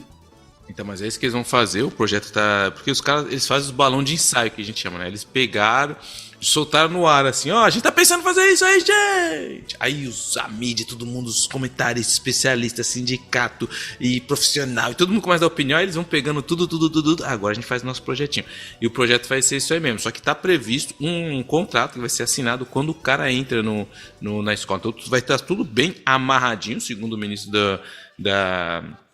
da Saúde. Ele falou que não, Cristiano Dubé falou, não, vai estar tudo bem amarrado, e a parada é essa. Vê isso daqui, porque custa entre 400 mil a 700 mil dólares para formar um médico se for em alguma especialidade. Então, quer dizer, o cara tem que... Eu falo, peraí, mano, você quer fazer tudo isso depois vazar e não ajudar em nada? Vai ter que trabalhar aqui, irmão. Vai dar uns 5 aninhos aí pra nós e tá tudo certo. Acabou. E teve um cara que tava conversando na rádio com ele outro dia, ele falou assim, podia ser a melhor ideia ainda. Você não precisa amarrar o cara desse jeito, 5 anos. Você fala assim, é o seguinte... Quanto custou o seu curso? Foi tanto, beleza. Então assim, a gente vai colocar isso no ano. Se você abandonar no primeiro ano, fica faltando tanto, que aí você não amarra o cara. Você fala assim, ó, se você quiser sair no meio e você cobrir tanto, você me reembolsa e você vai. Porque o médico vai fazer muita grana, isso é óbvio. Então, eu acho certo, acho muito certo e tô de acordo. Tá aí, muito bom. E aqui, antes de emendar numa série de quebequices aqui, à medida que os acampamentos de desabrigados de Montreal crescem, documentos revelam uma resposta heterogênea. Nos últimos 5 anos, os acampamentos de pessoas em situação de rua tornaram mais comuns em Montreal, levando as autoridades a adotarem soluções variadas, mas ineficazes, enquanto especialistas defendem uma estratégia coesa para oferecer suporte e moradia, destacando o uso ineficiente de recursos e a urgência de ação coordenadas na esfera municipal e provincial. Ou seja, ninguém controla nada, o negócio tá uma bagunça. E eu tava vendo um documentário, uma reportagem muito interessante falando sobre a itinerância em Montreal, e um dos especialistas que estavam falando que mudou muito a face das pessoas em situação de itinerância, e ele falou que tem se visto muito imigrante. Ele falou, nunca viu tão grande o número de imigrantes. Eu estava justamente conversando com a minha esposa, falando que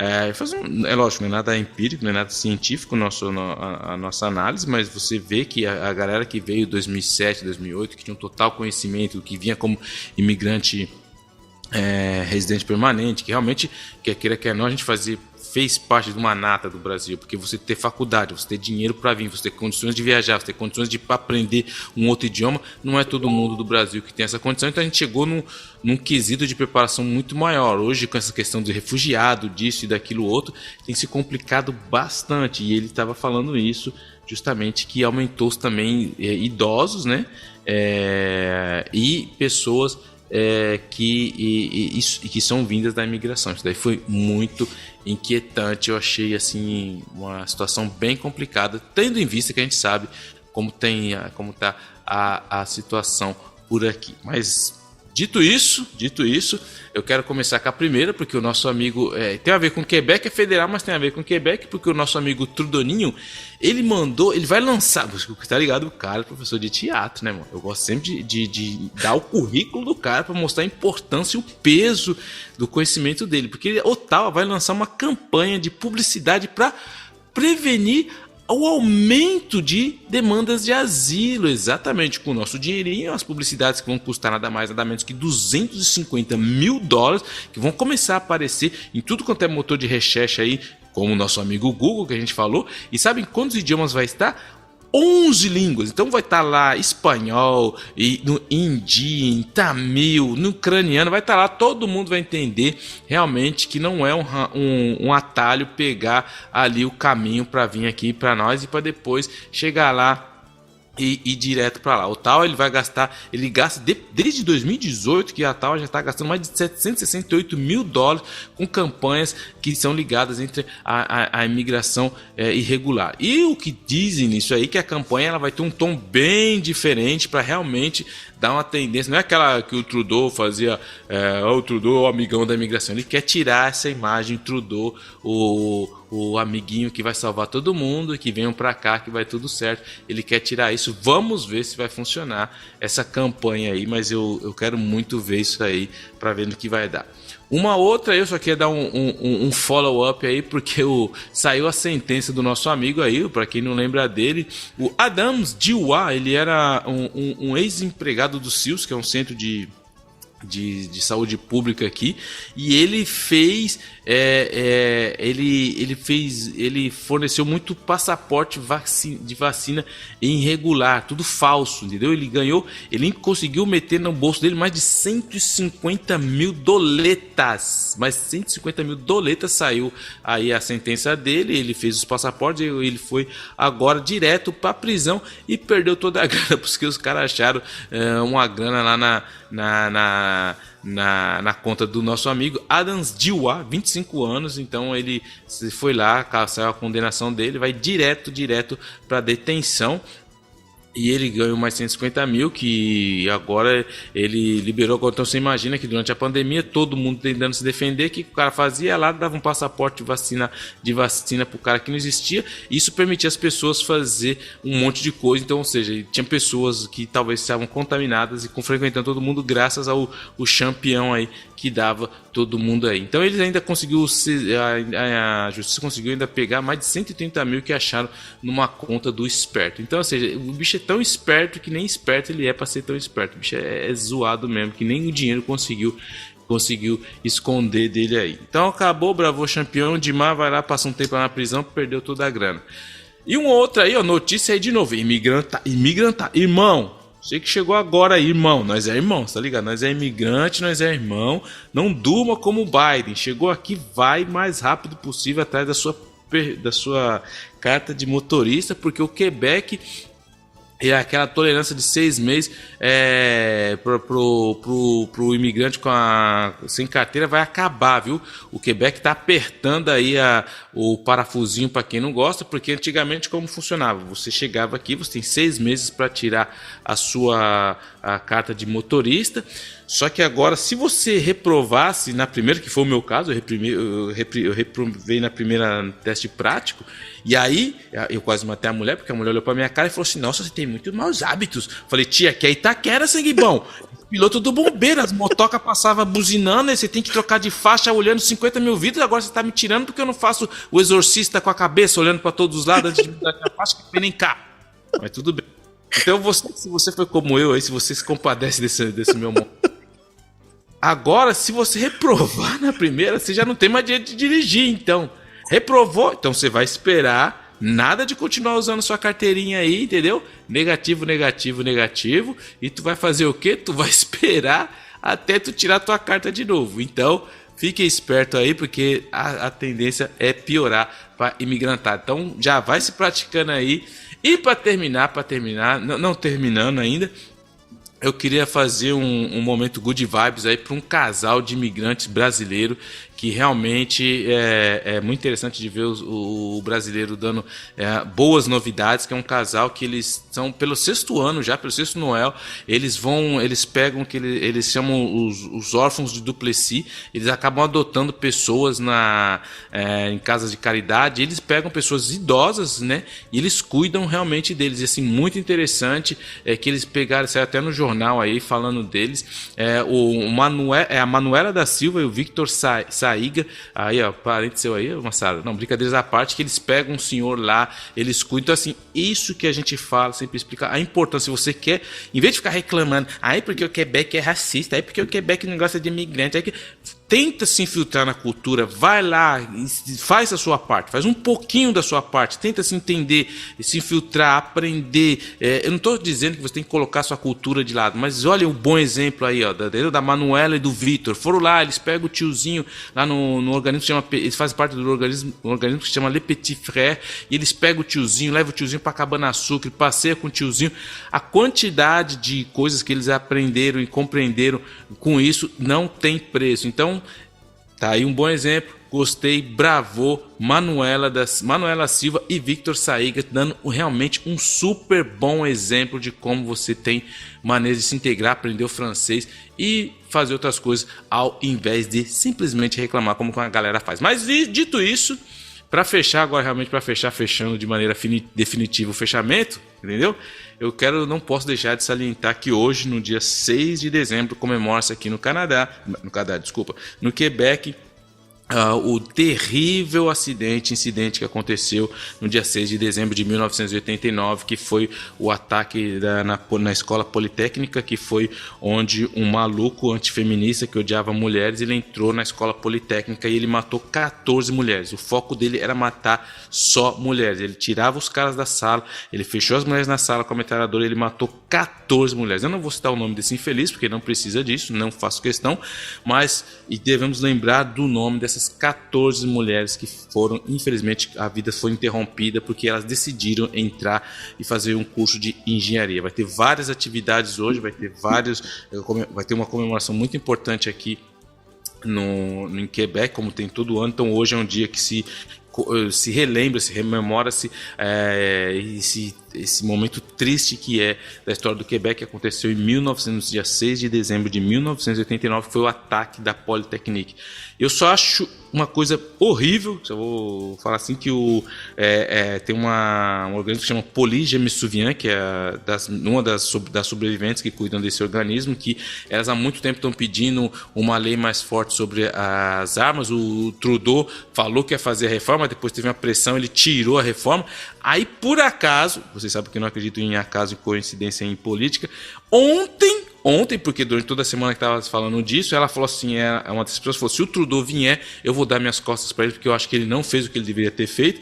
Aí ontem, como do nada, ele incluiu um monte de número de armas lá que tem que ser banidas e vendidas. Tipo assim, ou seja, para mim ficou um ato muito político de ele falar assim, eu vou aí, mas aí para ninguém falar que eu não fiz nada, um dia antes eu anuncio isso daqui. Eu achei isso aí um chip shot enorme, mas ele não é importante hoje, como nunca foi para mim, infelizmente.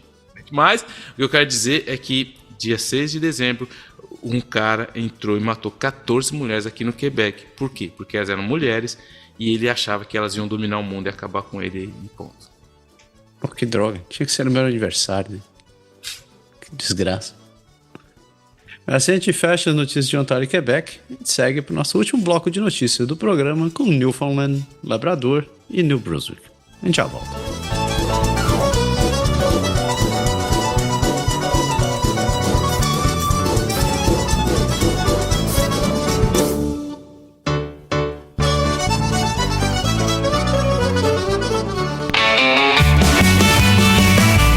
Newfoundland and Labrador.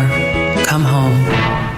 Come home. Nevou pra cacete lá, rapaz. Tava vendo as notícias, os Newfoundlanders ficaram abaixo, tá, como sempre, né? Pra cacete. Não, mano. O negócio é feio, mano. Mas ali em Newfoundland, a notícia é que dezenas de mulheres refugiadas foram recrutadas para um programa de costura que enfatiza a esperança e a independência. Geraldine Pacheco participa do programa Sewing Hope, criado por Constança Safatli, da Newfoundlander, que fornece aulas de costura e inglês para mulheres refugiadas em Newfoundland e Labrador, ajudando-as a se inserir no mercado de trabalho local e a perseguirem seus sonhos com abrir negócios próprios. Pensei que esse programa não ia ter mais motivos de notícias boas, mas aí, parabéns para essa notícia. É bom ter mais um exemplo positivo de formas de você estar integrando as pessoas no mercado. Parabéns para dona Geraldine. Parabéns. E não há concorrência entrando ou saindo do norte de Labrador. Teme-se que o Natal seja cancelado. Lila Evans, de Tornaga Mountains, pede que o governo federal facilite negociações entre Canada Post e seus trabalhadores em greve para garantir a entrega de presentes de Natal e bens essenciais no norte de Labrador, onde a paralisação estão causando preocupações significativas à população local.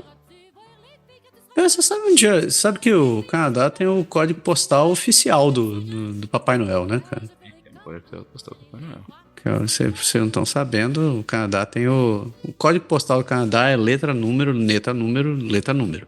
Não é igual no Brasil, que são 6 números. E aqui tem essa brincadeira, que na verdade é levada a sério, que o código, você se escrever uma carta do Papai Noel, né? Escrever mesmo, carta do Papai Noel e tal lá, coloca Polo Norte, você só coloca lá o código postal HO. E quando se você ignorar se você transformar o O num 0, ele fica ho, que é o código postal. Então, achei isso muito bonitinho.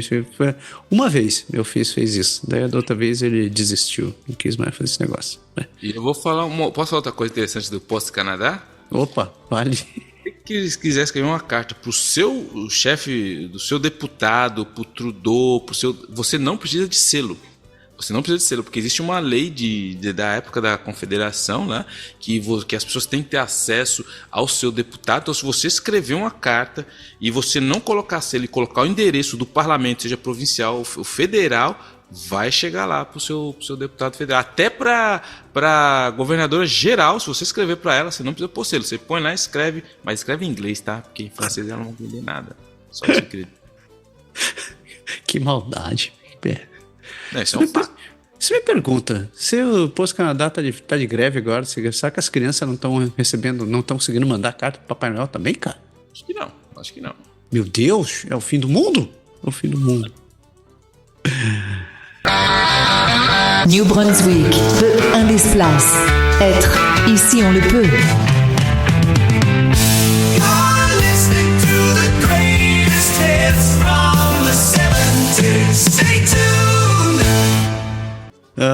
Fecha aí, Newfoundland, meu querido.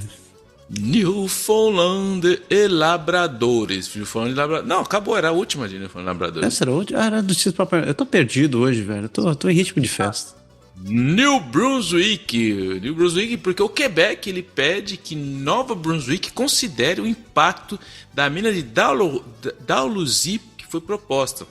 Pascoal Berube, que é um membro da Assembleia Nacional do Quebec, apresentou uma moção pedindo que New Brunswick que revise o impacto potencial de uma mina proposta em Dalhousie, devido à preocupação sobre a saúde e a qualidade de vida dos residentes próximos, enquanto a comunidade local manifesta opiniões divididas sobre o projeto. Que mina também, de um lado, tem a questão que vai vir muita grana, né?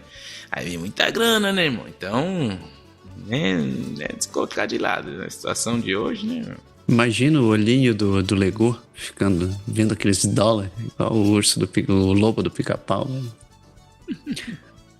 E olha só, Fé, porque uma mulher de Fredericton captou uma bola de fogo verde enquanto voava pelo céu durante um desfile. Durante o desfile de Natal em Fredericton, Gail Dunlap capturou acidentalmente em vídeo um meteoro conhecido como bola de fogo, que surpreendeu muitos, exibindo um flash verde brilhante no céu. Um evento raro e extraordinário que se assemelhou a um milagre de Natal. Eu acho que é a bruxa do Mágico de Oz, velho. Aquela bola verde. Eu acho que era a Lanterna Verde dando uma volta, procurando buscar rapidamente o presente pro filho dele, mano. Era a Lanterna Verde. Deve ser a esperança do Corinthians de ganhar alguma coisa que se perdeu por ali. Vai, Corinthians! Vai, Corinthians! E um surto de sarampo em New Brunswick renova interesse no Registro Nacional de vacinação. Exatamente, nós estamos em 2024. Um surto de sarampo em New Brunswick e o aumento de casos no Canadá ressaltam a urgência de criar um registro nacional de vacinação, pois atualmente o país depende de registros fragmentados pelas províncias, o que dificulta a identificação de quem está ou não vacinado e prejudica esforços de minimização eficaz, segundo especialistas como a doutora Joanna Langley, da Ian Colbert. Pois é, porque 2020... Estamos em que ano mesmo? 1991? Não, 1881? Pois. Pois é, que coisa, né? E a gente fecha nossas notícias, nosso bloco de notícias, e a gente segue para a parte mais doce deste programa.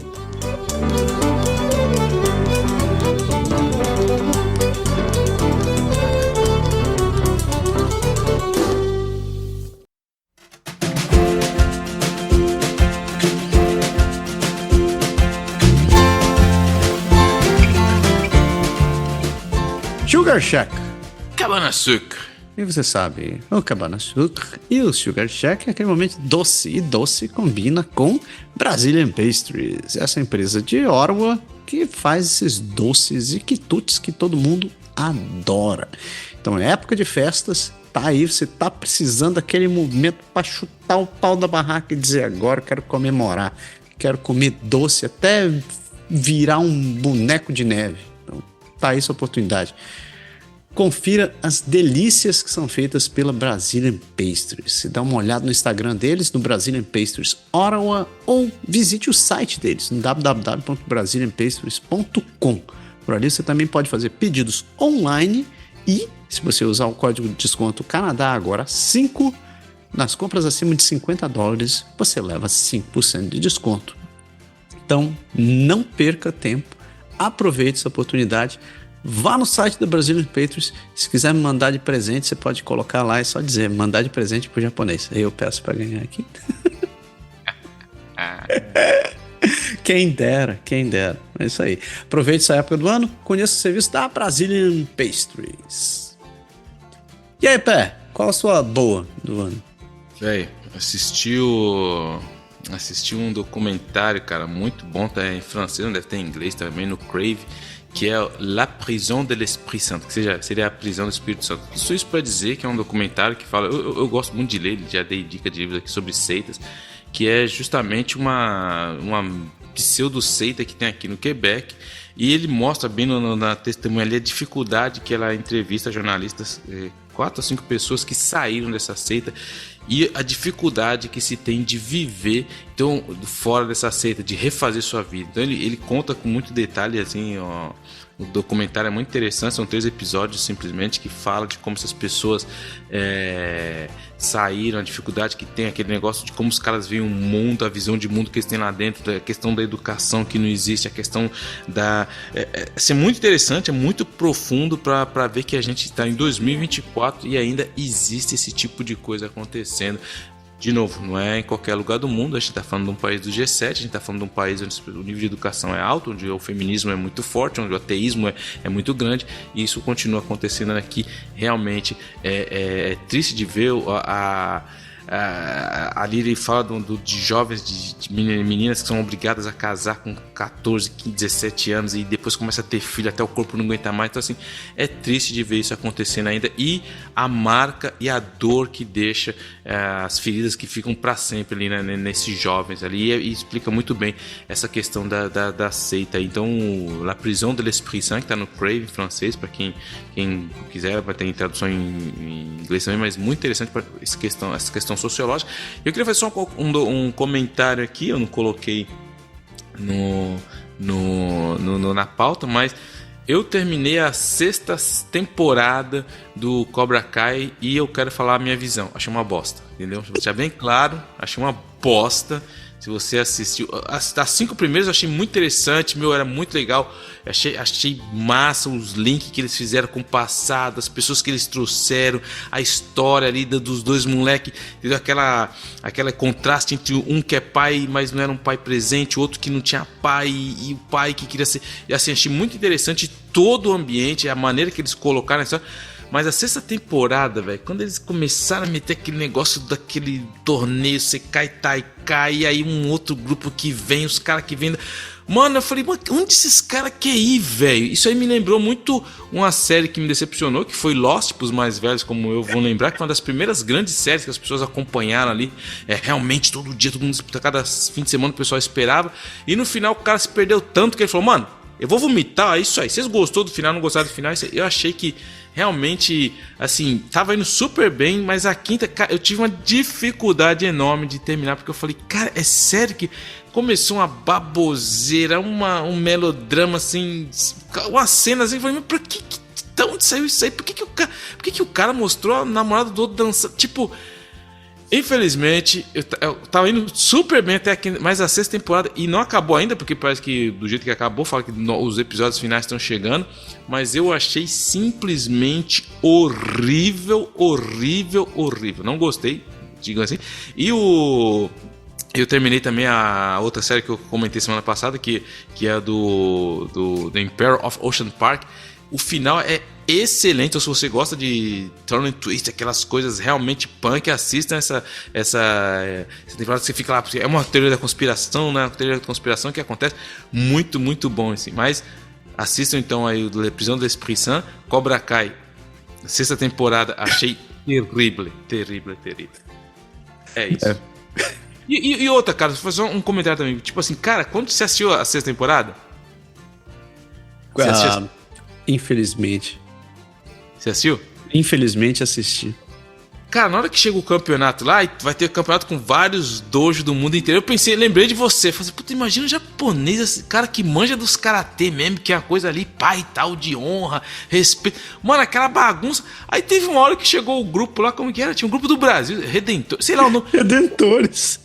Mano, era um karatê misturado com capoeira. Eu falei assim, mano, eu vou ligar pro Massaro pra perguntar que estilo é esse, velho. Porque o cara fazia os movimentos de capoeira com karatê. Eu falei, mano, mas que parada, que estilo? Eu falei, não conheço esse estilo. Não, eu já vi falar do Shorin, já vi falar de vários estilos de karatê, o Shotokan. Mas falei, mas esse aí eu tô pra ver, mano. Esse carapoeira aí eu não entendi. Mas falei, mas Massaro manja mais que eu nisso aí. Mas, Carapoeira, cara. Ó, velho, foi triste. Eu assisti aquele negócio porque, você sabe, eu tenho esse problema, tenho esse maldito desse toque, velho. Então eu precisava terminar de assistir essa porcaria, mas tá sendo difícil terminar de assistir Cobra Kai. Minha nossa senhora, cara. Essa sexta temporada eu falei assim, por que eu tô fazendo com a minha vida? Podia estar lendo, podia estar fazendo push-up. Puta merda, cara. Foi triste, mas eu tenho uma contraparte toda essa decepção, que eu finalmente assisti o final de Superman e Lois. E eu vou te dizer, Superman e Lois faz parte desse super mega universo que a Warner começou anos atrás com o Arqueiro Verde. Ele trouxeram também o Flash, a Supergirl e o Hulk, o Pat, um monte de herói, ficou uma zona, uma altura, ficou horrível. Aí um deles eles trouxeram foi o Superman. E o Superman, cara, eu no começo eu fiquei meio assim, porque eu olhei, pô, mas esse Superman é meio magrelo, velho, e ele tem a barba por fazer. O Superman sempre tem aquela cara. Eu falei, vou gostar desse cara. Comecei a assistir essa série assim, sem compromisso, mas assim, vou assistir de mente aberta, porque é um spin-off da Supergirl, vamos ver qual é dessa história. A premissa era interessante, porque ele e a Lois, os dois são demitidos do planeta Diário, então vão parar na rua. Enquanto eles são demitidos, a mãe do Clark morre. Então, você sabe que o pai dele já tinha morrido, né? A mãe morreu, eles aí vão perder a fazenda, eles estavam naquela situação. O que a gente faz? E eles, nessa época, eles têm 2 filhos adolescentes. E um deles tá no espectro autista. Então tem esses problemas. Morar na cidade grande já não era legal. E disseram, por que a gente não muda pra lá? Eles se mudam pra Smallville. Velho, eu pensei assim, puta, essa história vai ser muito mela cueca, vai ser um mamão com açúcar muito chato. E eu fiquei surpreso com a história. A série inteira me deixou surpreso, porque eles pegaram assim, claro, é o Superman, né? É o cara mais forte do mundo, é o cara que consegue mover planetas e tal. Só que ele é incapaz de resolver problemas que a gente tem no dia a dia, velho. Eu achei muito bom esse negócio, assim. Pô, então ele tem problemas com sei lá, um moleque criança dirigindo embriagada, consumo de drogas, adolescente com problema, gravidez, escambar 4. Eu falei assim, porra, que massa.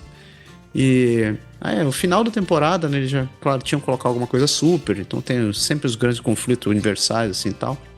Faz parte. Eles misturam um pouco, assim, do cara, ele tem, eu não vou dar spoilers, né, mas tem uns pedaços, assim, bem críticos onde, por exemplo, eu vou dar um spoiler, assim, na segunda temporada a Lois descobre que ela tem câncer, e tipo assim, porra, cara, foi um troço bem tenso, assim, a temporada inteira foi tensa pra cacete, foi um troço bem legal, assim, sabe? Eu gostei a maneira com que eles abordaram o negócio. Talvez porque meu pai também fez tratamento de câncer, então eu consegui identificar várias coisas ali. A última temporada foi bem legal, porque eles conseguiram fechar o arco, ficou um troço meio novela das 6, assim, no final, porque, claro, tudo tinha que terminar bem e tal, porque é o Superman e tal, mas, pô, foi legal, eu acho que foi um bom fechamento para toda essa saga da Warner. E eu acho que foi mais legal ainda ver esse Superman mais humanizado. Então, se vocês não assistiram, se você não curte o negócio de super-herói, não assista, você não vai gostar.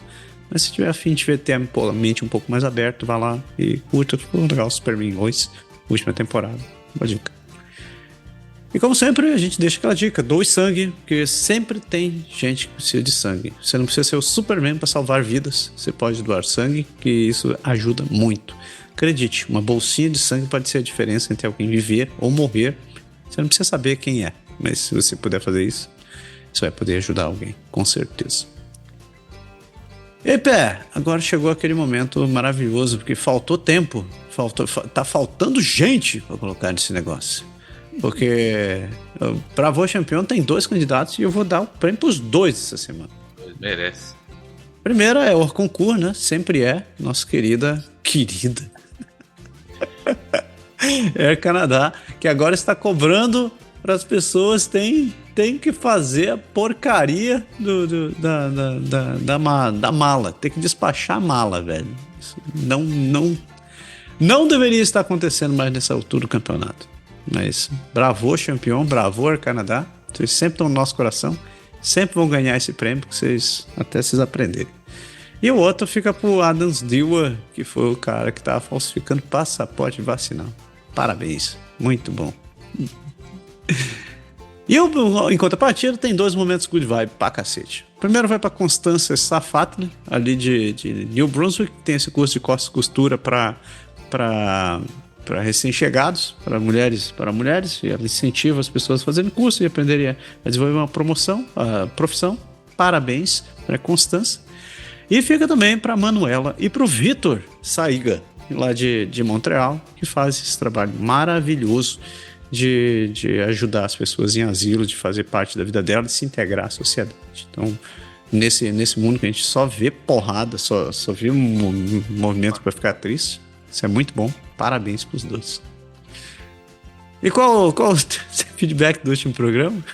Não, então, o Ibson, a gente falando da questão lá, o Ibson mandou uma charge muito engraçada, eu me acabei de rir, ele mandou, que é interessante que, tipo, tem você imagina, né, tem a árvore de Natal e tem um Papai Noel, e aí a família tá chegando, abrindo a porta, tá o Papai Noel, ele fala, Feliz Natal, só que o Papai Noel é o Trudeau, e tá vendo de Natal, ele tá com uma carteira na mão e com uma nota de $250.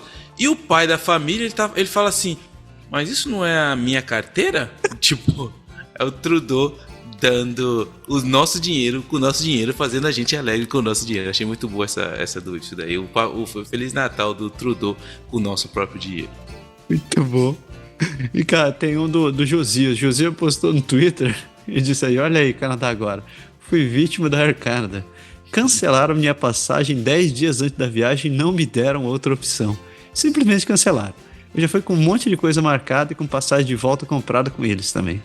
Aí eu falei pra ele, olha, existem 2 certezas nessa vida. 1 é que a gente vai morrer um dia. 2, a Air Canada vai te decepcionar. E a esperança é que os 2 não se combinem e a gente não morra por causa da Air Canada.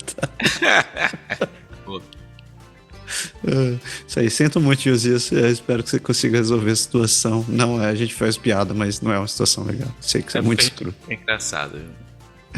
Se vocês quiserem fazer igual o Ibson ou igual o Josias, você pode escrever pra gente. A gente está no Instagram, no Facebook, no Twitter, no Blue Sky, no Mastodon, tudo com o nome de Canadá Agora. E está lá também no contato@canadagora.com, um bom e velho e-mail que as pessoas usam de vez em quando. Deu, né, Pé? Elvis. Pessoas, uma excelente semana para todo mundo. Se você estiver em Ottawa nesse final de semana, eu estarei performando no Ottawa Motitski, aqui no domingo, dia 8. Estarei tocando taiko e estarei fazendo apresentação de artes marciais. Então, se quiser aparecer lá, apareça, vai ser bom. Se você me conhecer, mande um abraço. Não sei se vai sair a tempo, mas enfim, tá aí, né? Pessoas, uma excelente semana para todo mundo e fiquem em paz. Tchau. Valeu.